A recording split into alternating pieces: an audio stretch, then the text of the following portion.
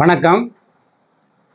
Acupuncture doctor Ganesan, Vellore கிழக்கு, காந்தி நகர், காட்பாடி, 6வது main road செயல்பட்டு கொண்டிருக்கின்ற ஆரோக்கிய ஆயுஷ் மருத்துவம் என்ற வகையிலே அக்குபஞ்சர் மற்றும் அக்குப்ரெஷர் முறையிலே பெருவாரியான நோய்களுக்கு மருத்துவம் செய்யப்பட்டு கொண்டிருக்கிறது. தேவைப்படுவோர்கள் அணுகலாம். யூடியூப் வழியாக கடந்த முறை அக்குபஞ்சருடைய மகத்துவத்தையும் உள்ளங்கால் பயன்படுத்தி எவ்வாறு முதலுதவி முறையிலே நம்மளுடைய நோய்களை நாமளே தீர்த்து கொள்ளலாம் அல்லது நோய் வராமல் தடுத்து கொள்ளலாம் என்ற ரீதியிலே பார்த்தோம். அதனுடைய தொடர்ச்சியை தற்போது காண இருக்கிறோம். வாருங்கள் உள்ளே. நலம் பெற வேண்டும் என்று சொன்னால் நாம் நோயின்றி வாழ வேண்டும். நோயின்றி வாழ இருந்தாலே நமக்கு மருந்து மாத்திரைகள் சிகிச்சை முறை தேவையில்லை. ஆனால் அக்குபஞ்சரிலே ஒரு பழமொழி சொல்வார்கள், நலம் தரும் நோய்கள் நமக்குள்ளே மருந்து. நலம் தரும் நோய்கள் நமக்குள்ளே மருந்து என்று சொன்னால் நோய் எப்படி நலம் தரும்? எப்படி நமக்குள்ளே அதற்கான மருத்துவம் இருக்கிறது என்ற சந்தேகம் எழலாம். நோய் நலம் என்று சொன்னால், நோயே இல்லை என்று சொன்னால் நமக்கு உள்ளே உடலில் உள்ளே நடக்கின்ற ரசாயன மாற்றங்கள், நோயினுடைய தாக்கங்கள் நமக்கு வெளிப்புறமாக தெரியாது.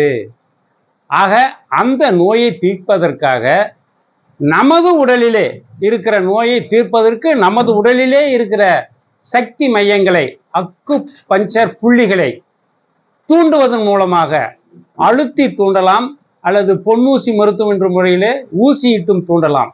அவ்வாறு தூண்டி அந்த நோயை குணப்படுத்துகிறோம்.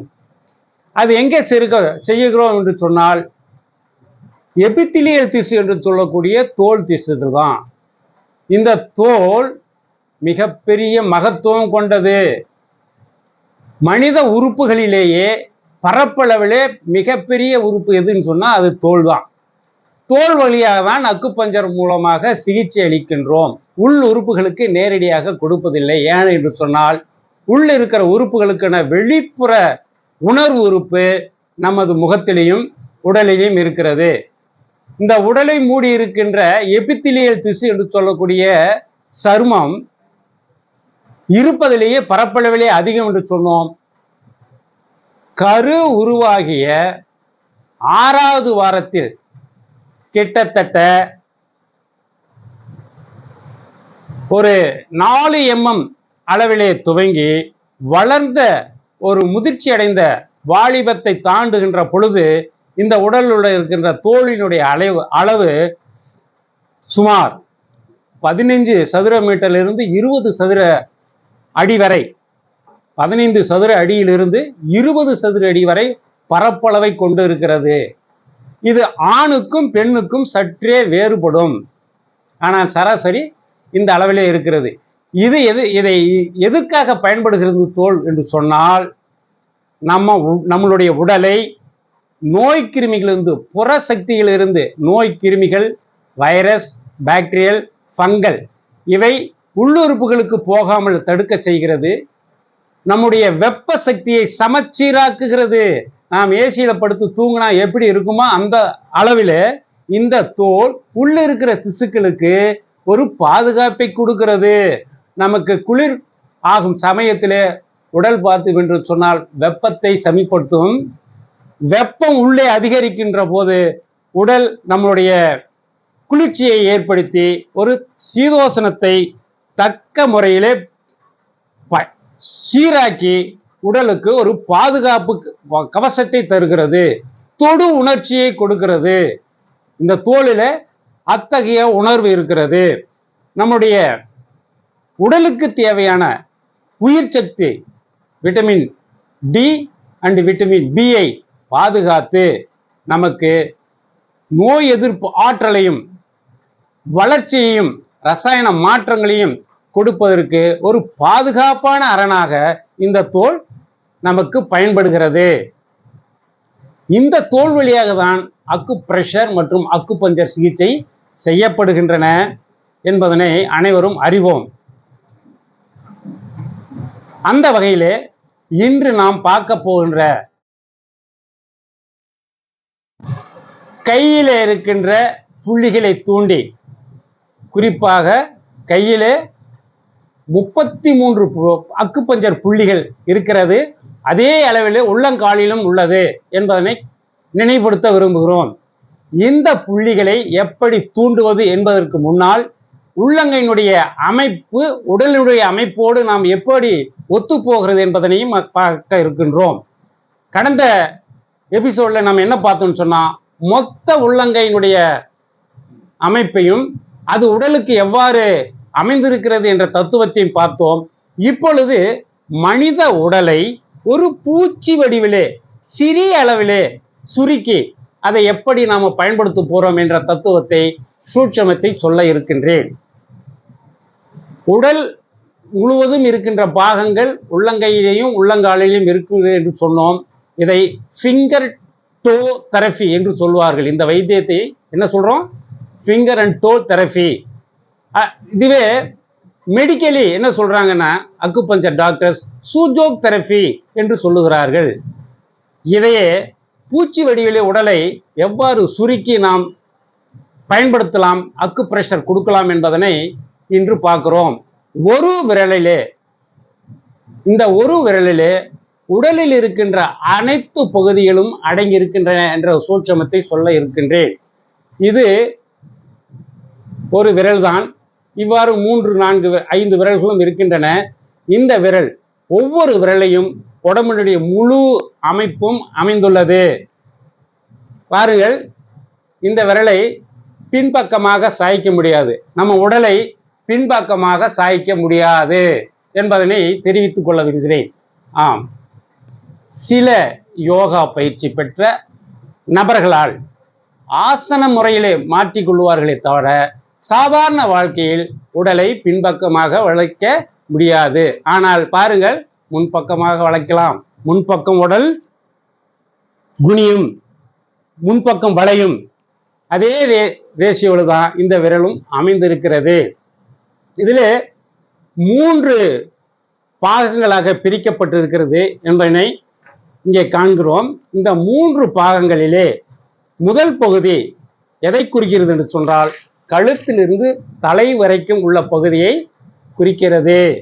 இரண்டாவது பகுதி எதை குறிக்கிறது என்று சொன்னால், கழுத்துக்கு கீழே இருந்து நம்முடைய உதரவிதானம் வரைக்கும் இங்கே குறிக்கப்படுகிறது. இரண்டாவது பகுதி எதை குறிக்கிறது என்று சொன்னால், கழுத்து பகுதியிலிருந்து உதரவிதானம் வரை குறிக்கிறது. இதுவே தொராசிக் கேவிட்டி என்று சொல்வார்கள். தொராசிக் கேவிட்டி என்று சொல்லக்கூடிய மார்பு பகுதியிலே உள்ள இருக்கிற நுரையீரல் மற்றும் இருதயம் இவைகளுக்கான பகுதிகளாக இங்கே குறிப்பிடுகிறோம். மூன்றாவது பகுதி எதை குறிக்கிறது என்று சொன்னால், உதரவிதானத்துக்கு கீழே இருந்து இடுப்பு வரை இருக்கின்ற ஜீரண, கழிவு மண்டலம் மற்றும் ஜனன மண்டலம், இவை 3ம் அடங்கியுள்ளது என்பதனை அறிகிறோம். எனவே இந்த மண்டலங்களிலே, இந்த பகுதிகளிலே ஏற்படுகின்ற வியாதிகளுக்கு நாம் இங்கே உணரலாம். எப்படி உணர்வது? பாதிக்கப்பட்ட பகுதியிலே தொடுவதனால், அழுத்தி உணர்வதனால் அந்த உறுப்புகளில் ஏற்படுகின்ற பாதிப்பை இங்கே நாம் அறிந்து கொள்ளலாம். எதை வைத்து தொட்டு பார்க்கலாம் என்று சொன்னால், நம்மளுடைய அக்குபஞ்சர் வைத்தியர்கள் வைத்திருப்பார்கள் ப்ரோப் என்று சொல்லக்கூடிய ஒரு இரும்பினால் செய்யப்பட்ட சிறிய ராட். இதை வைத்தும் நாம் செக் பண்ணலாம். ரெண்டாவது 5 பாயிண்டுகள் இருக்கின்றன, இதுலேயும் செக் பண்ணலாம். எதுவுமே இல்லை சார் என்கிட்ட, முனை மழுங்கிய பென்சிலின் வழியாகவும் நாம் இங்கே தொடு உணர்ச்சியிலே செக் பண்ணலாம். பென்சிலும் இல்லை, இந்த மாதிரி ஒரு தீக்குச்சியினுடைய உச்சி பகுதியிலே தொட்டும் நாம் அறிந்து கொள்ளலாம். இவை கைகளிலே நாம் தொட்டு உணர்வதற்கான பகுதி. இதுவே உடல் முழுவதும் தொடு சிகிச்சை கொடுப்பதற்கு அழுத்தி பிரஷர் அக்கு பிரஷர் செய்வதற்கான பாயிண்டுகள் இருக்கின்றன. அவை உயிர் சக்தி ஓட்ட பாதையிலே அமைந்திருக்கின்ற புள்ளிகள். இவை அளவிலே சிறிது அதிகமாக இருக்கும். அவ்வாறு உடலிலே தொட்டு நாம் அழுத்தக்கூடிய பகுதிக்கு இதை போல சிறு சிறு உருளை வடிவான குச்சிகளை வைத்து நாம் பிரஷர் அக்கு பிரஷர் கொடுத்தோம் என்று சொன்னால் நம்முடைய வியாதியை எந்த விதமான மருந்து மாத்திரைகள் இன்றி எளிதில் குணப்படுத்திக் கொள்ளலாம். இங்கே உள்ளங்கையிலே கொடுப்பது முதலுதவி சிகிச்சை என்று சொன்னால் உடல் பகுதியிலே கொடுப்பது முழுமையான தீர்வு ஆகக்கூடிய ஒரு முறையாகும் என்பதனை இதனை வலியுறுத்தி சொல்கிறேன்.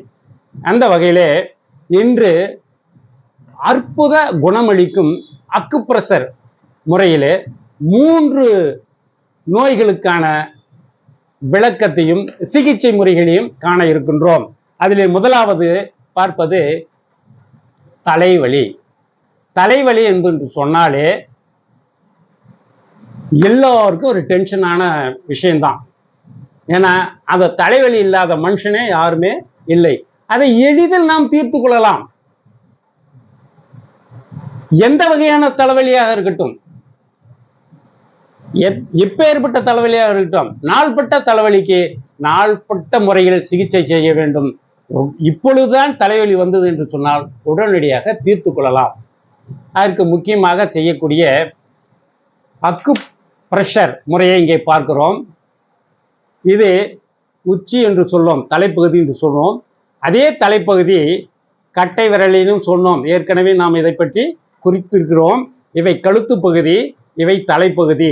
தலைப்பகுதியில் இருக்கின்ற உச்சியிலே நாம் இந்த மாதிரி ப்ரோப் அல்லது தீக்குச்சி அல்லது பென்சில் அல்லது லெட் பென்னில் இருக்கிற முனையிலே வைத்து லேசாக அழுத்தலாம். பிரஷர் எவ்வளவு நேரம் அழுத்துவது? 50 முறை, 1 நிமிடம். அதற்கு முன்னால் நாம் செய்ய வேண்டியது பத்மாசனம் அல்லது வஜ்ராசனம் இதிலே அமர்ந்து கொண்டு ஒரு 10 முறை நெடிய மூச்சை இழுத்து நிறுத்தி வெளியிட்டு நம்மளை ஆசுவாசப்படுத்திக் கொள்ள வேண்டும். இது ஒவ்வொரு அழுத்து புள்ளிகளை தூண்டும் பொழுதும் செய்ய வேண்டிய முதல் பணி. ஸோ இந்த உச்சி பகுதியிலே வைத்து நாம் ப்ரெஷர் கொடுக்க கொடுக்க கொடுக்க நம்மளுடைய தலைவலி கண்டிப்பாக மாறுவதை நீங்கள் உணரலாம். இது ஒரு தத்துவம். இரண்டாவதாக என்ன செய்யலாம் என்று சொன்னால், வலது கையிலே இருக்கிற பெருவிரலை இடது கையால் கெட்டியாக பிடித்து கொள்ள வேண்டும். பிடித்து கொண்டு ஒரு 5-6 முறை வேகமாக சுற்றி பாருங்கள். உடனடியாக மாற்றத்தை அறிவீர்கள். இவ்வாறு சுழலும் போது உட்பகுதியிலே விரல் பகுதியிலே உஷ்ணம் உருவாகும். அந்த உஷ்ண தாக்குதல் இங்கிருந்து தூண்டுதல் நரம்புகள் வழியாக மூளை பகுதிக்கு சென்று மூளையினுடைய செயல்பாட்டால் நம்முடைய தலைவலியை மெல்ல மெல்ல மெல்ல குறைக்கிறது. இது ஒரு முறை. மூன்றாவதாக எதை செய்யலாம் என்று சொன்னால், இந்த தலைவலியை குறைப்பதற்கு நம்முடைய இரத்த ஓட்ட மண்டலமாகிய இருதயம் அதையும் செயல்படுத்த நம்முடைய சுண்டு விரல் மற்றும் மோதிர விரலுக்கு நேர் கீழே, இந்த ரேகைக்கு கீழே லேசாக அழுத்தம் கொடுக்க நிம்மதியான தூக்கம் வரும். இதை நாம் சாதாரணமாக உட்கார்ந்து கொண்டே செய்யலாம். நீங்கள் படுக்க போகும்போது செய்ய வேண்டிய ஒரு முறையை இங்கே குறிப்பிட வருகிறேன். அது இவை எல்லாமே தலைப்பகுதியை குறிக்கப்படுகிறது என்பதனை ஏற்கனவே பார்த்திருக்கிறோம். லேசாக நம்மளுடைய முழு விரல்களையும் வருடி விட்டு கொண்டே இருந்தோம் என்று சொன்னால் தூக்கம் எப்போ வந்தது என்று தெரியாத அளவுக்கு நாம் அயர்ந்து தூங்கி விடலாம். இது ஒரு முறை. இரண்டாவதாக நாம் பார்க்க இருப்பது பெண்களுக்கு ஏற்படுகின்ற மாதவிடாய் கோளாறு. இப்பொழுது பிறந்த குழந்தை, பெண் குழந்தைகளுக்கு பிறப்பிலிருந்தே அவருடைய கருப்பையிலே பாதிப்பு, அதாவது நீர்க்கட்டிகள் இருப்பதாக மருத்துவம் சொல்கிறது. இது ஏன் என்று சொன்னால், இது தாயின் வழியாக அவர்கள் உட்கொண்ட உணவு, அவர்கள் பழகி வந்த பழக்க வழக்கம், அவர்களுடைய உணர்வு பூர்வமான விஷயங்களால் ஏற்படுகின்ற ஒரு மாற்றம். இது தற்காலத்திலே நிறைய பெண்களுக்கு பாதிப்பு ஏற்படுகிறது.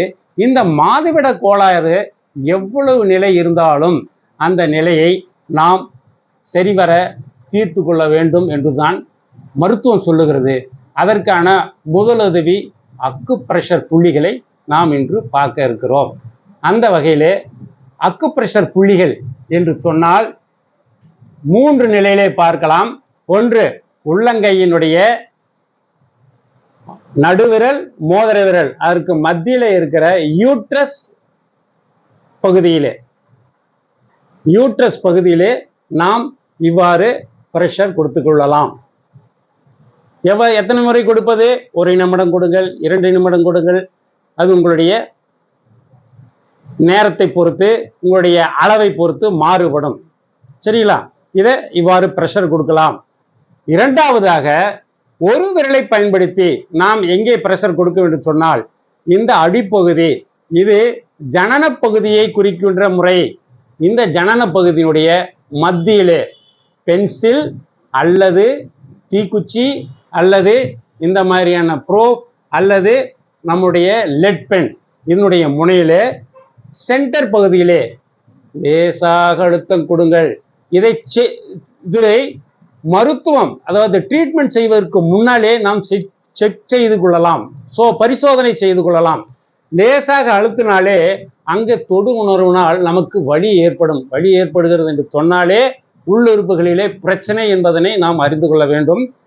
இந்த பகுதியிலே பிரஷர் கொடுக்கலாம். இதற்கு நேர் பகுதி விரலினுடைய வெளிப்புறம், இங்கேயும் அழுத்தம் கொடுக்க வேண்டும். இவை எதை சப்போர்ட் செய்கிறது என்று சொன்னால், கருப்பைக்கு செல்லுகின்ற வழிகளுக்கான அந்த நரம்புகளுக்கு சப்போர்ட் செய்து இதற்கு அந்த வலியை குறைக்கிறது மற்றும் ஏற்படுகின்ற அதிக உதரப்போக்கு அல்லது உதரப்போக்கு இல்லாமை அனைத்தையும் குணப்படுத்துகிறது. அதே போல கையினுடைய இந்த விரலினுடைய உள்பகுதி ஓரத்தில், இந்த ரேகை முடியும் இந்த ஓரத்தில் இங்கே பிரஷர் கொடுத்து கொள்ளலாம். இவை 3 பகுதியிலையும் கொடுக்கலாம் என்பதனை குறிப்பிடுகிறேன். அடுத்ததாக என்ன செய்யணும் அப்படி சொன்னா, பெண்கள் தங்களுடைய கையினுடைய மணிக்கட்டு பகுதியிலே, இடது கை என்று சொன்னால் வலது கையிலையும், வலது கை என்று சொன்னால் இடது கையிலையும் பிடித்துக்கொண்டு சுழற்சி, நன்கு சுழற்சி செய்ய வேண்டும். இவ்வாறு சுழற்சி செய்ய செய்ய செய்ய